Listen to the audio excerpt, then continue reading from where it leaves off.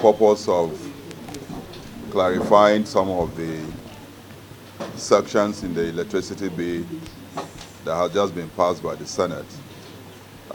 One of the novel provisions, as you mentioned here, is the introduction, or rather the expansion or the opening up of the space where state now can generate their own power, transmit and distribute. Any state that have the capacity to do that will now be licensed to do so. And also knowing that the issue of electricity was under the concurrent part of the Constitution, the Act has allowed states now who have the capacity to license people who intend to operate mini grids, or not just mini grids, operate power plants within the state. The only thing is that the state licensed power plants will not be allowed to transmit power beyond that state. It will be restricted within the state. Anything that is beyond the state will be licensed by NEC, the federal NEC. In the bill as well, state who also have the capacity can have their own regulatory authorities, the same as you have at the federal. Those ones will be responsible for licensing people with mini grid. Individuals who have the capacity can also generate their own power, transmit and distribute within the franchise areas that will be given to them by either the state or the national NEC. So also the issue of renewable energy is now properly put and have legal backing. If we decide to generate maybe 1 megawatts of power using solar as a source of energy, that also is incorporated and provided for. So all of this have legal backing for whoever wants to generate power. And I think that is the only way that the power situation in the country will be solved. We're looking at ways that we can solve it. Elsewhere, for instance, I was in China a long time ago. Most of the power that people enjoy in some villages in China, and I went to Vietnam as well, these are powers that are generated by even communities and distributed within these communities, and they have 24/7 light in those communities. So now I believe that a college of National Assembly journalists can come together and generate at least the power that can supply power to them in this place, and even sell it to other committee rooms and make some money. So that is to say that the space is now open. There is very little restriction as to who will generate power and distribute. Before, you must necessarily generate power, put it on the grid, and use the national grid for you to transmit and distribute. With the coming into effect, when the president eventually signed this act, any one of us who have the capacity can generate. There is also a provision there that allows you anything below 1 megawatt, that is 1 megawatt down. You don't even need a license to generate that and distribute, which is something that makes it good for people who obtaining the license could be a hindrance. You don't need a license. If you are generating below 1 megawatt, you can generate that and just distribute and go to your state. If there is a dam there, you want to build and do that. So there are a lot of new provisions in the bill. We've also expanded the powers of NEC as a regulator so that they can now regulate the power sector properly. For instance, the issue of failing licensees, like the discos that have been taken over. With the new bill, there are steps that will take other than what is happening now. We've provided adequately for such eventuality in case you are licensed and you breach the terms of the license, or you're unable to cope with the financial requirement. There are provisions that will take care of that. NEC have the powers to do a whole lot of things so that we can have a stable power supply in the country. I don't know whether there are other provisions that you want to. Yeah.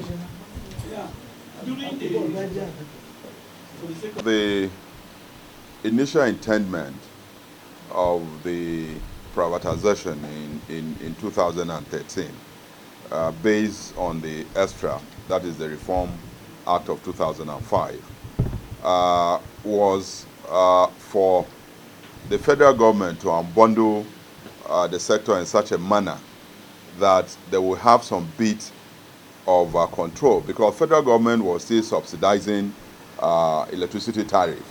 And there's no way, if I'm paying money into something, that I can just let go like that, because the distribution end is the last chain in the power chain, distribution end. So the federal government completely divested their interest in the generation sector. But the distribution, that is where me and you are impacted. There was a need for them to still have some level of control. But if we look at the strategic plan in the power sector, it has 3 stages. One is the transition stage, which is what we are inside now, where the federal government controls a whole lot. Then you have the medium stage, where partly controlled, and then you have the long-term stage, where everything will be based on demand and supply. That was expected. The expectation was that in the long term, you can decide that it's okay, you'll stay in Abuja here. You are going to hook on to Abuja Disco or Jos Disco or any other Kaduna Disco. That is what is expected. That is what happens elsewhere. So you have the latitude to change, to use any service, just like we have we have MTN, we have Glo, we have Etisalat and all of that. I might decide that mine is MTN, or I can even carry the 2, like some of you are carrying even 3 phones now. So, but the way it is going, that seems to be like a mirage. And so this Electricity Act will be able to address that. For instance, in the environment, in the area where you are living, if you have a gentleman there with enough money who decides that he can use solar and generate 1 megawatt and distribute that and give you 24/7 light, and you pay slightly higher than what you are paying to probably Abuja Disco, that will be your choice. That is where this is headed to. That was the intendment of the unbundling of the sector, that this whole thing will become competitive. When they say competitive electricity market, that is what it means. It is for us to be able to say, I don't want MTN, I can go to Etisalat. So if we don't want Abuja Disco, my friend here is generating power. It is him you want, you go there, you pay higher. If we go to my friend here, maybe he's charging less, he's using maybe another source of energy to generate power, he's charging less, depends on the cost of production of the kind of source of power, source of energy he's using. So this act opened the space. It will attract foreign investors. There are people outside who have money who want to come into the country and generate their own power. But the restrictions on transmission and distribution has militated against that. So now, once the president signed this, I think that about 60% of the power problem in the country will be sorted out, because a whole lot of people will be generating power and selling. Some don't need license. 1 megawatt of power is a lot of power in a place where people are not using industries. It's a lot of power, and you can be making money without any person disturbing you. So I think that is the what it's intended to do. Yeah. Let me be gender sensitive. Yeah. All right. In terms of regulation now, Yeah. if you Stating, like I said, once the market become competitive, I said the initial intendment of unbundling the sector was to make the electricity market competitive. Once it's competitive, you have options. Now, maybe MTN charges are higher than Etisalat. You might decide that you don't want MTN, you go for Etisalat. So the market is intended to be competitive. So, and break the monopoly. No person is going to have a monopoly. What you are afraid is a monopoly, where Qatar will decide that they will decide on price. I don't think that will happen, because renewable energy is going to come in. And it is easier, because I've tried it. I have 2 mini grid in my senatorial constituency. And they are working very well. These are in villages where people have never seen light before. I'm not charging them now because it's part of my constituency responsibility. But if we decide that you are building a mini grid, that didn't cost maybe about 200 million of my constituency project. I built one is 200 million, one is 150. So somebody with 100 million can have a 40 megawatts mini grid where you'll be supplying people 40 kilowatts of mini grid where you'll be supplying people within a limited area and making money.